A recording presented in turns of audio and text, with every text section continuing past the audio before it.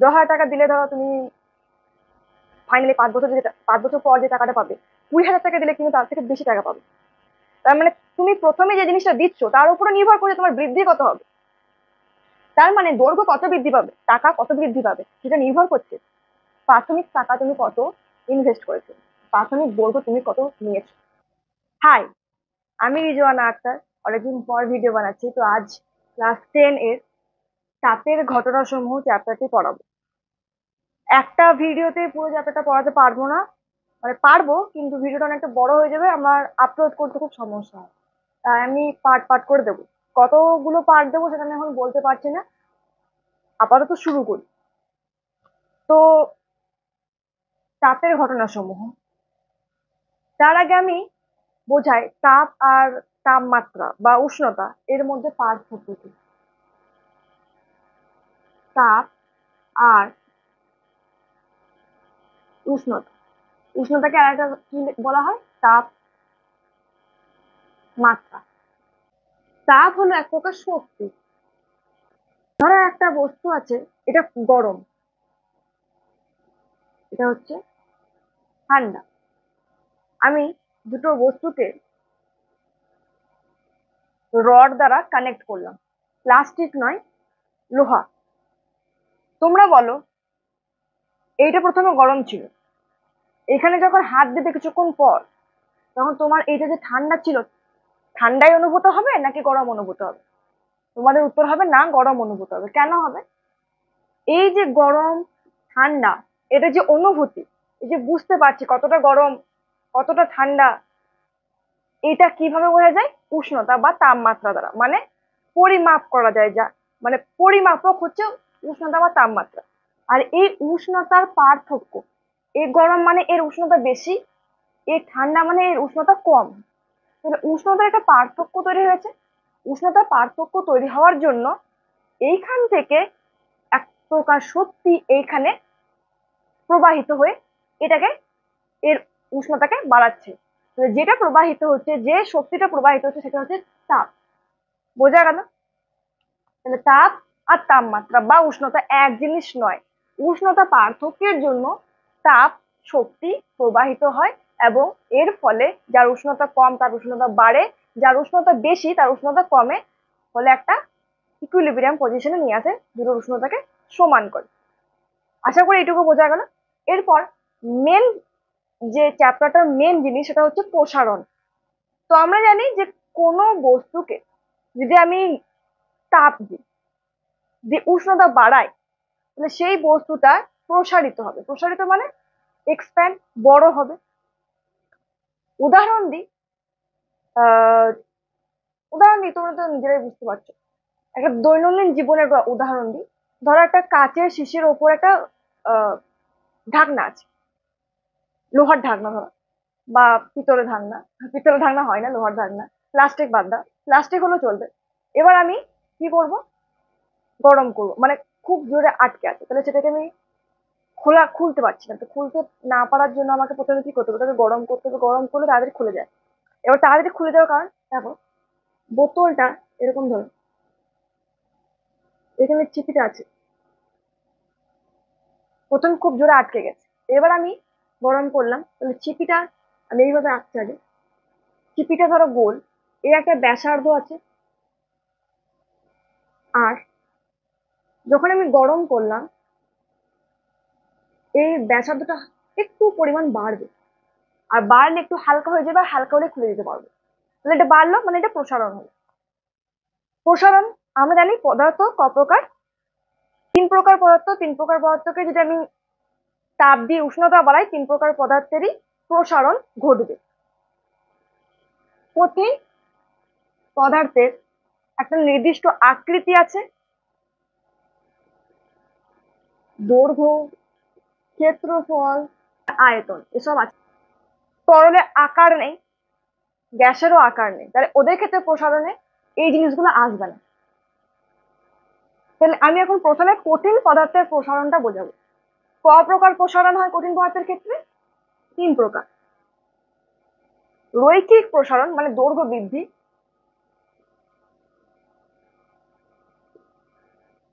ক্ষেত্র প্রসারণ মানে ক্ষেত্রফল বৃদ্ধি,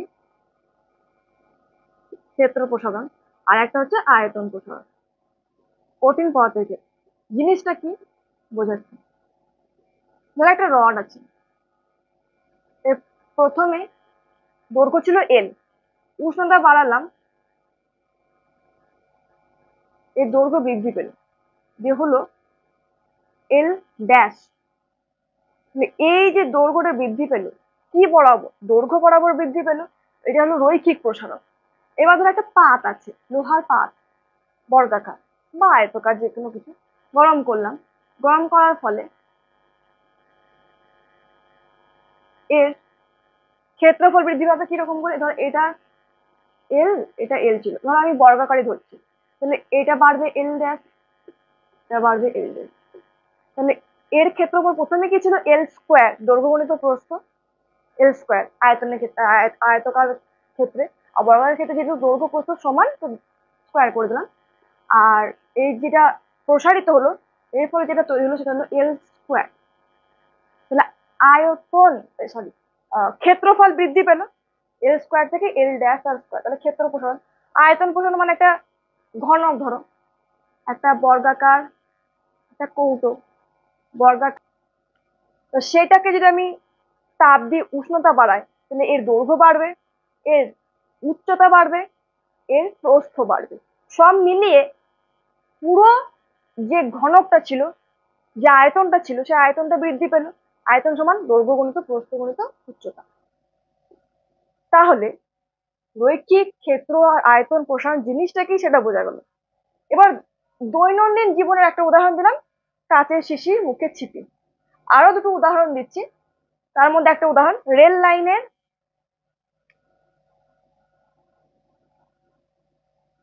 যে কিছুটা এই যে ফাঁক রাখা হয়, সেটা কেন রাখা হয়? যখন রেলগাড়ি চলে চলে বা ট্রেন চলে, তখন তো চাকার সাথে এটা ঘর্ষণের ফলে প্রচুর গরম হয়ে যায়। গরম হলে লোহা দিয়ে তৈরি, সেটা কি হবে? প্রসারিত হবে, এও প্রসারিত হবে, এরও প্রসারিত হবে। তাহলে একটা সময় পর দুটো একসাথে লেগে যাবে। বাট যদি আমি কোনো রকম ফাঁক না রাখতাম, তাহলে কি হতো? দুমড়ে যেত বা মুচড়ে যেত, ফলে অ্যাক্সিডেন্ট হওয়ার সম্ভাবনা থাকতো, মানে অ্যাক্সিডেন্ট হতোই, সম্ভাবনা কি হতোই। সেই জন্য ফাঁক রাখা হয়। তাহলে কোন কনসেপ্টের বেসিসে? প্রসারিত হয়, প্রসারিত হয়, তাহলে প্রসারণ হয়, সেটাকে আমার মাথাতে রেখে আমাকে এই পদ্ধতিগুলো, মানে যারা তৈরি করেছে রেল লাইনের এই যে রাস্তা, তারা এইভাবে তৈরি করেছে। ঠিক আছে, আরেকটা উদাহরণ, যেমন গরুর গাড়ি চাকা, তোমরা কেউ হয়তো এখন দেখোনি, আমি ছোট দেখেছি, অনেক ছোট। তো বের পড়ানো হয়, ঠিক আছে, লোহার বের পড়ানো হয়। তো খুব বড় রাখলেও সেটা পড়ানো যাবে না, খুব ছোট রাখলেও পড়ানো যাবে না। ধরো এর যে ব্যাসার্ধ, এর থেকে একটু কম বের, ছোট ব্যাসার্ধের বেরটা আছে লোহার। তাহলে আমি জানি তাপ দিলে, উষ্ণতা বাড়লে এই বেরটার ব্যাসার্ধ বাড়বে, যেহেতু লোহার তৈরি। বাড়ার পর এখানে লাগিয়ে দিলাম, আস্তে আস্তে ঠান্ডা হবে। যে গরমটা প্রথমে দিয়েছিলাম সেটা তো থাকবে না, ঠান্ডা হবে। তো ঠান্ডা হলে ওর ব্যাসার্ধটা আবার কমবে, কমার পর এর সঙ্গে টাইটলি ফিট হয়ে যাবে, ফলে আর খুলে যাওয়ার সম্ভাবনা থাকবে না। তো এই তিনটে উদাহরণ আমি দিলাম। এবার আমি দ্বিধাতব পাত সম্পর্কে বোঝাবো।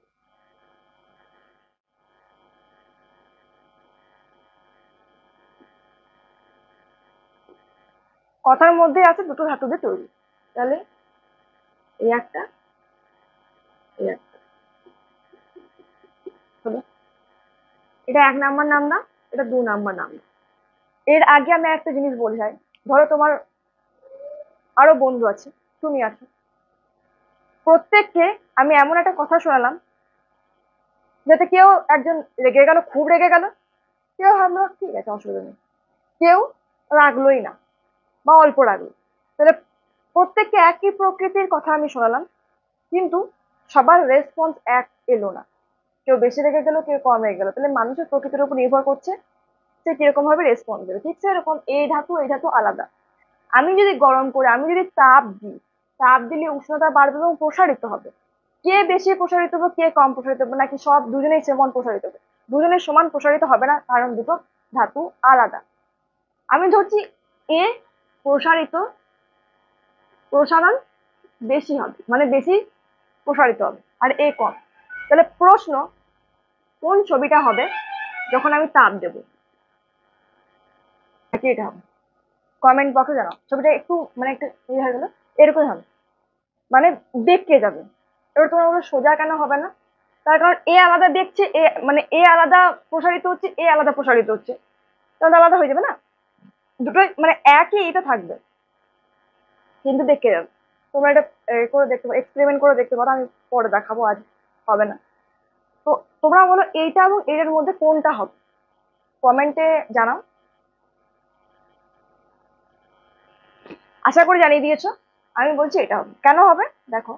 আমি বললাম এর প্রসারণ বেশি হবে, তার মানে এ বেশি বৃদ্ধি পাবে।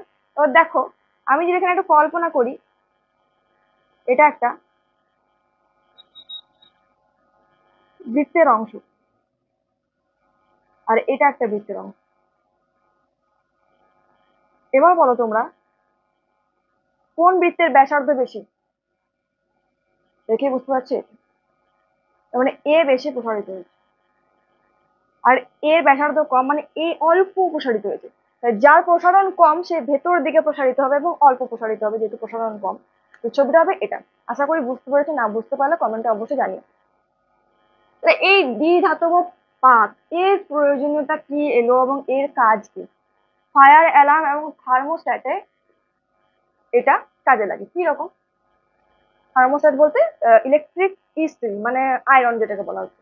কি রকম হয় ব্যাপারটা? এইখানে তার দিয়ে কারেন্ট আসছে, এইখানে এই দ্বিধাতব পাতটা লাগানো হয়। খুব গরম হয়ে গেলে গলে যেতে পারে তার, বা তুমি যে কাপড় ইস্ত্রি করছো সে, বুঝতে পারছো, যে যন্ত্রটা আছে সেই যন্ত্রটা নষ্ট হয়ে যেতে পারে। তাহলে কিভাবে বুঝবো যে অমুক অবস্থায় এসেছে, তার মানে এই সময় বন্ধ করতে হবে? মাথা খাটাতে পারবো না, কতটা গরম হয়েছে, তাই যন্ত্রের ভেতরেই এটাকে রাখা হয়।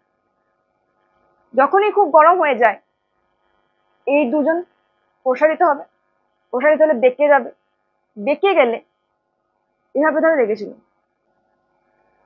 বর্তনী যুক্ত আছে, যখন গরম হবে এই বেঁকে যাবে, বেঁকে গেলে কি হবে, এরকম হলো বিচ্ছিন্ন হয়ে যাবে। তাহলে কারেন্ট যাবে না, কারেন্ট না গেলে ক্ষতিও হবে না। কেন বাঁকলো? গরম হলো বলেই তো বাঁকলো, আর গরম হলো বলেই বেঁকে গেল বলেই বর্তনী ছিন্ন হলো। ফলে যন্ত্রটা, এখানে যে যন্ত্রটা আছে সেই যন্ত্রটা ক্ষতির হাত থেকে রক্ষা পেল। দ্বিধাতব পাত, থার্মোস্ট্যাট, আয়রনে কিভাবে কাজে লাগে, এর মূল কার্য প্রণালী কি, সেটা বোঝা গেল। খুবই সহজ, আরেকবার দেখো যদি অসুবিধা হয়ে থাকে। আর যদি তাও বুঝতে না পারো তাহলে কমেন্ট অবশ্যই জানিয়ে আমি আবার বুঝিয়ে দেবো, ঠিক আছে? বেশ, তো দ্বিধাতব পাত কি বোঝা গেল।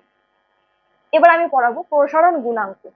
দৈর্ঘ্য প্রসারণ গুণাঙ্ক, যেমন কঠিন পথে তিনটে প্রসারণ বললাম, দৈর্ঘ্য, ক্ষেত্র, আয়তন। তো প্রসারণ গুণাঙ্ক জিনিসটা কি, মানে হচ্ছে ওই যে বললাম বিভিন্ন মানুষের প্রকৃতি আলাদা, রেসপন্স করার ধরন আলাদা, ঠিক সেরকম বিভিন্ন ধাতুর রেসপন্স করার ধরন আলাদা। সেটাকে বোঝাবো কি করে? প্রসারণ গুণাঙ্কের দ্বারা। এবার প্রসারণ গুণাঙ্ক কিভাবে, মানে সংজ্ঞা আছে তোমার, তারপরে আরো অনেক অনেক কিছু আছে, সেটা সহজ উপায়ে আমি চেষ্টা করে মুখস্থ করতে না হয়, তাই দেখবো। দেখো, প্রথমে বলি দৈর্ঘ্য প্রসারণ গুণাঙ্ক। দৈর্ঘ্য প্রসারণ গুণাঙ্ক কিভাবে করবো, আমি আগে তো ছবি আঁকি। এটা হলো একটা রড, L1 ধরছি, উষ্ণতা তাপ দিলাম, উষ্ণতা বাড়লো, তাহলে কি হবে, এর দৈর্ঘ্য বৃদ্ধি পাবে। কতটা বৃদ্ধি পেলো? এটা দৈর্ঘ্য হলো L2, তাহলে দৈর্ঘ্য বৃদ্ধি কত হবে?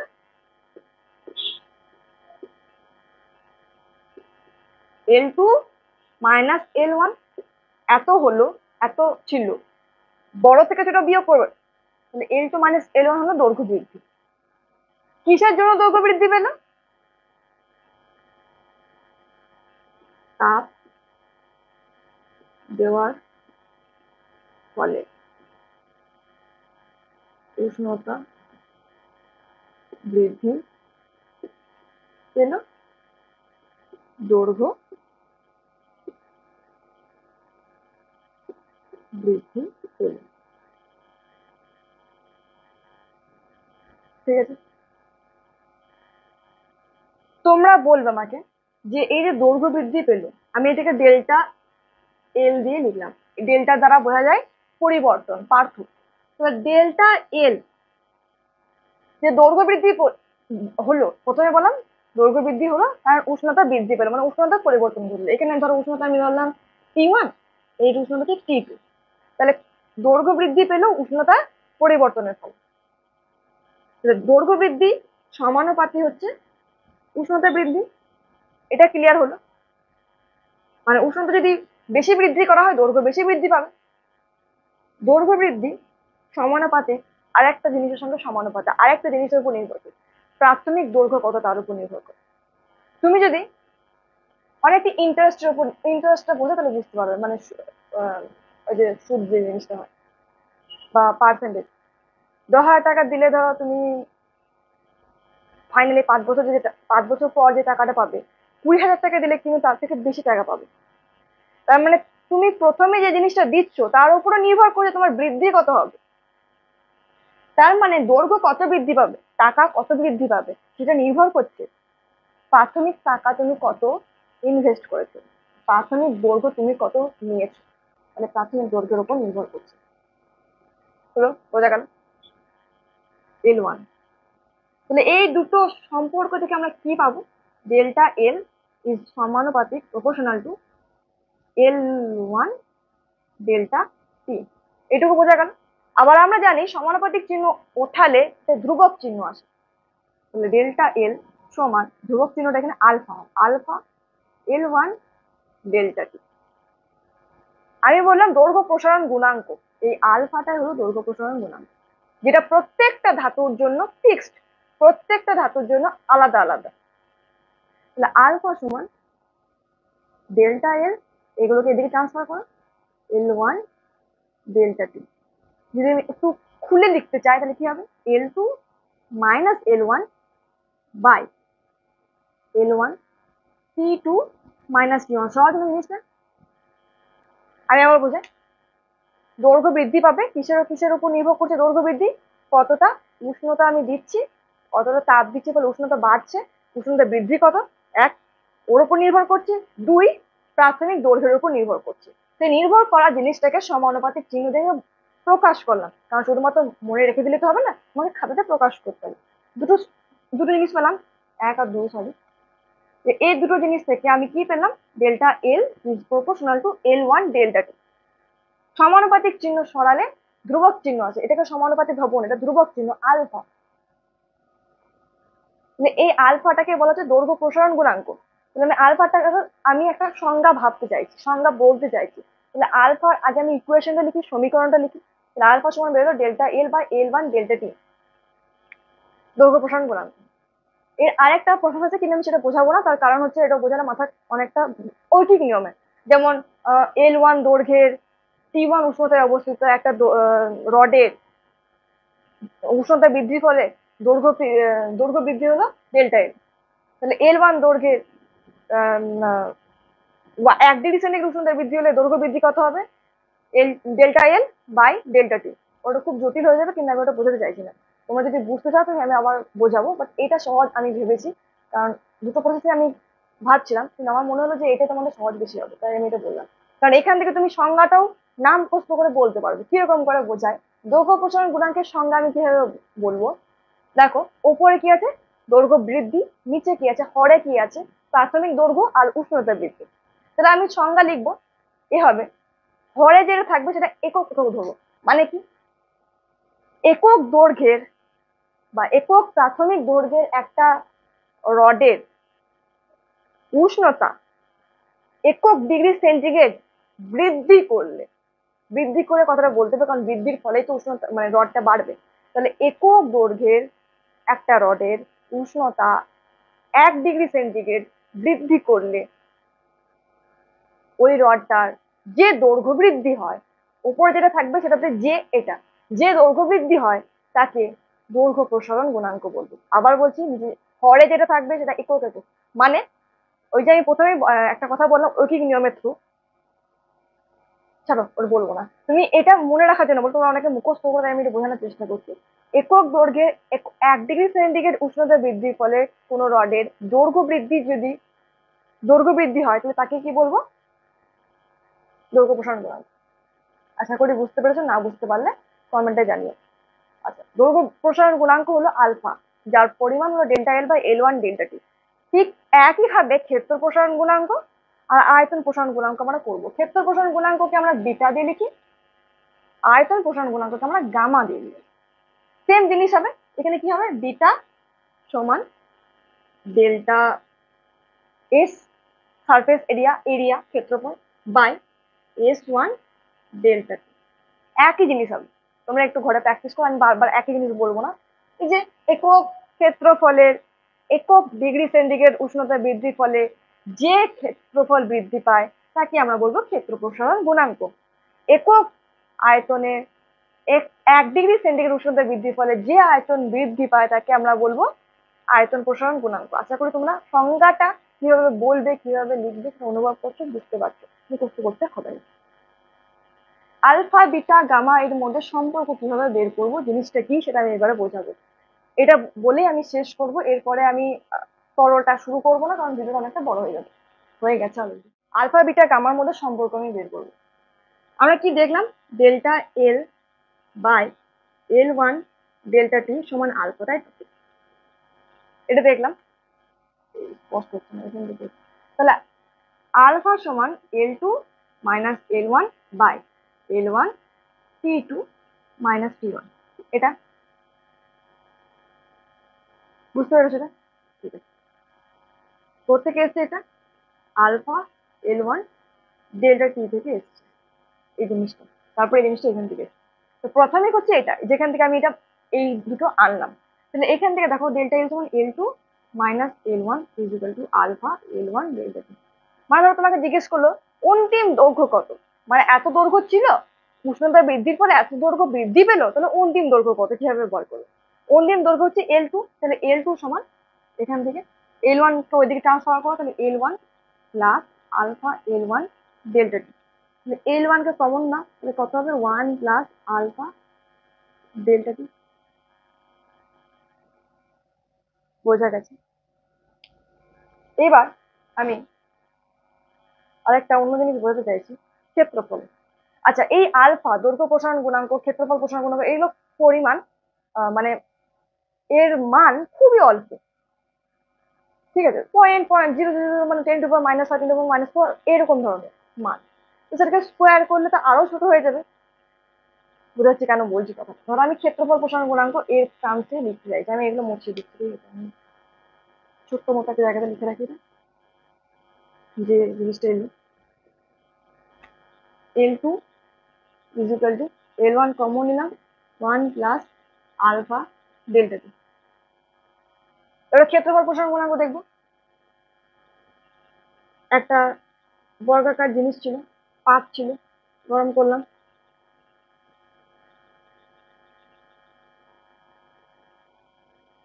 বৃদ্ধি পেলো, এল ছিল, কি হলো? এল ড্যাশ। এর ক্ষেত্রফল প্রথমে কি ছিল? এল ইন্টু এল, কত হবে? এল স্কোয়ার। S1 ধরলাম, আর এটা S2 ধরছি, তাহলে এর ক্ষেত্রফল কত হবে? এল ড্যাশ ইন্টু এল ড্যাশ, কত হবে? এল ড্যাশ তার স্কোয়ার। আমি এল ড্যাশ না ধরে L2 ধরছি, লিখতে শুরু করি L2, L2 স্কোয়ার, আর এটা L1 ধরছি, তাহলে L1 স্কোয়ার S1 সমান, আর S2 সমান L2 স্কোয়ার। সমান কি বললাম? L2 তার স্কোয়ার। L2 সমান কি বেরিয়েছিল এখানে? L1 1 প্লাস আলফা ডেল্টা টি, পুরোটা স্কোয়ার হবে। তাহলে তাহলে S2 সমান কি হলো?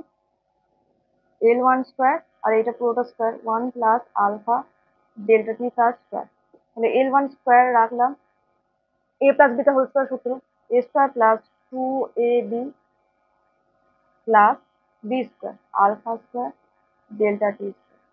আমি ওই জন্য বললাম যে আলফার ভ্যালু খুবই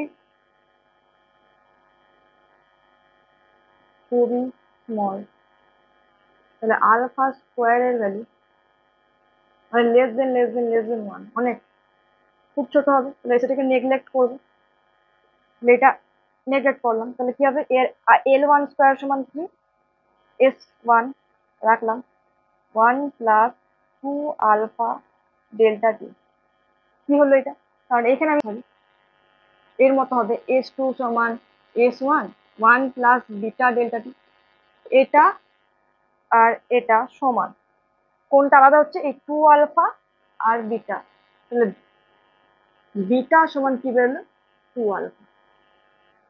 আমি আবার বুঝিয়ে দিচ্ছি, এটা আমি ওখান থেকে বার করলাম, তারপর আমি প্রমাণ করতে চাইছি আলফা বিটার মধ্যে সম্পর্ক কি, তার জন্য আমাকে এখানে দেখতে হবে একটা বর্গাকার পাত যার L1 ধরছি, এটা L2 হলো, তারপর S1 সমান L1 স্কোয়ার, S2 সমান L2 স্কোয়ার, L2 মানে এটা, আমি এটা বসিয়ে দিলাম, বসিয়ে দেওয়ার পর এখানে এলাম, স্কোয়ার করলাম, এটা বেরোলো, আর আমরা জানি এটা হয় এই দুটো ইকুয়েশন থেকে সমান করে আমি এটা বুঝতে পারছি, তুলনা করে আমরা বুঝতে পারছি বিটা সমান 2 আলফা। এবার গামা সমান 3 আলফা হবে, কি হবে কমেন্টে জানাও, ওর ক্ষেত্রে পাত না নিয়ে ঘনক টাইপ জিনিস নিতে হবে, হলো, আর L1 L2 ধরেই করবে, আমাকে কমেন্টে জানাও। আমি লিখে দিচ্ছি এখানে বিটা সমান 2 আলফা, গামা সমান 3 আলফা, প্রমাণ করো, একটা প্রমাণ করে দিচ্ছি, এইটা প্রমাণ করো।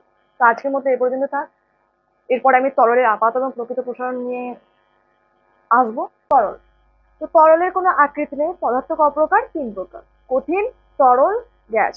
এর মধ্যে কঠিনে আকার আকৃতি আছে, তাই কঠিনের 3 প্রকার প্রসারণ, রৈখিক প্রসারণ, ক্ষেত্র প্রসারণ আর কি আয়তন প্রসারণ। তরল আর গ্যাস কোনো আকার বা আকৃতি নেই, তাই এদের আয়তন প্রসারণটাই হবে, এর কোনো দৈর্ঘ্য নেই, ক্ষেত্রফল নেই, কি প্রসারণ হবে, তা আয়তন প্রসারণ হবে। তো এটা একটু কনফিউশন জিনিস, আমার মনে হয় অনেকে বুঝতে পারে না, তাই আমি ছোট্ট করে একটু বুঝিয়ে দিতে চাইছি যে এটা ধর একটা পাত্র, আমি এখানে একটা নল রেখেছি, পুরো জল ভর্তি আছে, ঠিক আছে, এবার আমি গরম করছি, তাপ দিচ্ছি, আমরা জানি তাপ দিলে উষ্ণতা বাড়লে পদার্থের প্রসারণ হয়, তাহলে তোমরা নিজেরাই বলো, প্রথমে এই লেভেল পর্যন্ত জল ছিল, যখন আমি তাপ দিচ্ছি, তাপটা প্রথমে কে পাচ্ছে, এই পাত্রটা পাচ্ছে, তাহলে এই পাত্রটা পেলে এই পাত্রের উষ্ণতা বাড়বে, কঠিন পদার্থ, এরও প্রসারণ হবে, প্রসারণ হলে সেটা চোখে দেখতে পাচ্ছি না, বাট কিছুটা হলেও তো প্রসারণ হচ্ছে, তো প্রসারণ হলে কি হবে, এইটা প্রসারণ হলে এটা বড় হবে, তাহলে এই যে জলের লেভেল এটা কি হবে, নিচে নামবে, একটু নিচে নামবে, তাহলে এই পর্যন্ত, আমি এই পয়েন্টে নাম দিচ্ছি বি। এরপর এই যে তাপ আমি দিচ্ছি, উষ্ণতা বৃদ্ধি পাচ্ছে কঠিনে, এটা কোথায় ট্রান্সফার হবে, এই তরলে, এরপর এই তরলের আয়তন প্রসারণ হবে, আয়তন প্রসারণ যখন হবে তখন এই তরলটা কি হবে, এই লেভেলটা একটু উপরে উঠবে, প্রসারিত হচ্ছে, লেভেল তো উপরে উঠবেই, তাহলে ধরো এই পর্যন্ত উঠলো, এই পয়েন্টের নাম দিলাম আমি, তোমরা এখানে বলো কঠিনের প্রসারণ আমি কোনটা দিয়ে দেখাতে পারি, মানে এই যে পাত্রটা প্রসারণ, দেখো পাত্র প্রসার হলো, প্রথমে এ পয়েন্ট পর্যন্ত ছিল জলের লেভেল, নামলো বি পয়েন্ট, তার মানে এটা কোন প্রসারণের জন্য হলো, এই পাত্রের প্রসারণের জন্য হলো, তাহলে এই পুরোটা এ থেকে বি, এটা কি পাত্রের প্রসারণ। আপাত প্রসারণ মানে আপাত দৃষ্টি, আমি দেখতে পাচ্ছি না পাত্র কত প্রসারিত হচ্ছে, কিন্তু আমি এটা দেখতে পাচ্ছি প্রথমে জলের লেভেল এ পর্যন্ত ছিল, ফাইনালি সি পর্যন্ত এলো, ঠিক যেরকম তুমি এখন যে লেভেলে আছো, ধরো তুমি এখন কনসেপ্ট বুঝতে পারছো না, তুমি একটা পরীক্ষা দিচ্ছ, ঠিক আছে, তুমি এখন এই লেভেলে আছো, তুমি কি জানো না, এখন সবাই পাড়া প্রতিবেশী বা পরিবারের মানুষ সেটা ভাবছে, কিন্তু যখন তুমি পরীক্ষাটা ভালো রেজাল্ট করবে, ভালো ক্র্যাক করবে, তারপরে যখন দেখবে তখন তোমার ফাইনাল পয়েন্টে দেখবে যে হ্যাঁ অমুক ও এই সিচুয়েশন আছে, এই অবস্থায় আছে, এত উপরে উঠে গেছে, কিন্তু দেখবে না তুমি কতটা পরিশ্রম করছো, মানে আপাত দৃষ্টিতে মানুষজন কি দেখে, ইনিশিয়াল অর্থাৎ প্রাথমিক এবং ফাইনাল অর্থাৎ অন্তিম জিনিসটা দেখে, ঠিক আছে, তোমার মাঝখানের জিনিসটা দেখতে পাই না। ঠিক সেরকম এখানে যখন পাত্র প্রসারিত হচ্ছে আমি চোখে দেখতে পাচ্ছি না, কিন্তু আমাদের মনে হচ্ছে যে প্রথমে এ তে ছিল সি তে গেল, মানে ইনিশিয়াল ফাইনালটা দেখছি, মাঝখানে যে ঘটনাটা ঘটেছে সেটা আমাদের চোখে পড়ছে না। ঠিক আছে, তাহলে তাহলে আপাত প্রসারণ কোনটা? আমি এসি, এই ইনিশিয়াল থেকে ফাইনাল, অত হবে এস। আর প্রকৃত প্রসারণ যেটা সত্যিকারে ঘটেছে ধরো বি থেকে সি, কারণ প্রথমে যখন পাত্র প্রসারিত হয়েছে তখন তো তরলটা প্রসারিত হয়নি, পাত্র প্রসারণের ফলে এটি নেমে গিয়েছে। এরপর তরল তার নিজস্ব ক্ষমতা অনুযায়ী এই বি থেকে সি পর্যন্ত উঠলো, এটা হলো তরলের প্রকৃত প্রসারণ। এতদূর বুঝতে পেরেছো? এবার আমি এই পুরোটা ইকুয়েশনে ভাঙি, কোথা থেকে? এই পুরোটা কত, সিবি বা বিসি সমান কি হবে? এসি বা সি এ প্লাস এবি। এটুকু ক্লিয়ার হবে? মানে সি থেকে ডি এই পুরোটা ভাঙছি, সি এ প্লাস এবি। এই ইকুয়েশনটা বুঝে তাহলে প্রসারণ গুণাঙ্কটা বুঝতে সুবিধা হবে। এবার বলি প্রসারণ গুণাঙ্ক কি। এর আগের ভিডিওতে আমি বুঝিয়েছিলাম কঠিন পথে দৈর্ঘ্য প্রসারণ গুণাঙ্ক, ক্ষেত্রফল প্রসারণ গুণাঙ্ক আর আয়তন প্রসারণ গুণাঙ্ক। প্রত্যেকটা মানুষের যেমন কোনো কথার সাপেক্ষে রেসপন্স দেওয়ার ক্ষমতা বা রেসপন্স যে দেয় সেটা আলাদা আলাদা, ঠিক সেরকম বিভিন্ন পদার্থের তাপের প্রভাবে প্রসারণ কতটা হবে সেই প্রবণতাও বিভিন্ন বিভিন্ন। সেইটাকে, সেই প্রকৃতিটাকে, সেই নেচারটাকে, সেই চরিত্রটাকে প্রসারণ গুণাঙ্ক দ্বারা আমরা ডিফাইন করি। প্রত্যেকটা পদার্থের প্রসারণ গুণাঙ্ক প্রত্যেক রকম। তো যেমন লোহার দৈর্ঘ্য প্রসারণ গুণাঙ্ক ভিতরের থেকে আলাদা, সেরকম। তাহলে পাত্রটা হচ্ছে কঠিন, তাহলে কঠিন পদার্থের দৈর্ঘ্য প্রসারণ গুণাঙ্ককে আমি ধরছি গামা জি, একটা ওয়ার্ড দিয়ে, যেমন কঠিনের দৈর্ঘ্য প্রসারণ গুণাঙ্ক কি ছিলাম? আলফা, এটাকে পাত্রের প্রসারণ হিসেবে আমি গামা জি ধরছি। তরলের আপাত প্রসারণ, আপাত এর ইংলিশ টার্ম হচ্ছে অ্যাপারেন্ট, অ্যাপারেন্ট এ ডি, এটাকে আমি গামা এ ডি ধরছি। তরলের প্রকৃত প্রসারণ মানে রিয়েল, তাহলে গামা আর ডি। এই তিনটে ক্লিয়ার হলো, টার্ম ক্লিয়ার হলো। এবার প্রসারণ গুণাঙ্ক কিভাবে লিখতে হয়? আমি আলফার সময় বুঝিয়েছিলাম যে ডেল্টা এল মানে দৈর্ঘ্য কতটা বৃদ্ধি পাবে সেটা কিসের কিসের উপর ডিপেন্ড করছে? তাৎক্ষণিক দৈর্ঘ্য আর উষ্ণতা বৃদ্ধির উপর ডিপেন্ড করছে। এই যে প্রপোর্শনাল চিহ্ন এটা ওঠালে কি আসবে? সমান চিহ্ন আর একটা ধ্রুব, সেটা হচ্ছে আলফা। এটা হলো দৈর্ঘ্য প্রসারণ গুণাঙ্ক। তাহলে আলফা সমান কি বেরোলো? Delta L by L delta T. কিন্তু এইগুলোতে আয়তন প্রসারণ হচ্ছে, তাহলে আয়তনের টার্মসে আসবে, ধরো এরকম হবে, গামা হচ্ছে আয়তন প্রসারণ গুণাঙ্ক।